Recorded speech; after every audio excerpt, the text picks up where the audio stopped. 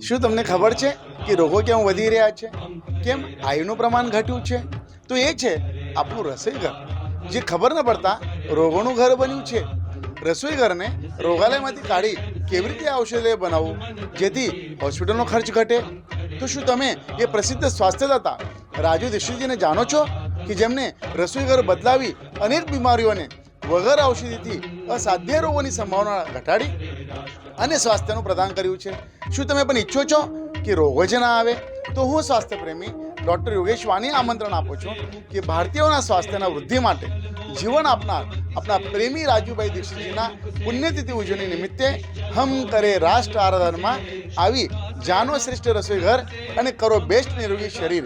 તો કરો આયોજન ચોક્કસ આવવા માટે 30 નવેમ્બર શનિવારે 3 થી 10 અને 1 ડિસેમ્બર રવિવારે 10 થી 7ના દિવસે આત્માનંદ સરસ્વતી સ્કૂલની અંદર કાપોદ્રા વરાછા રોડ.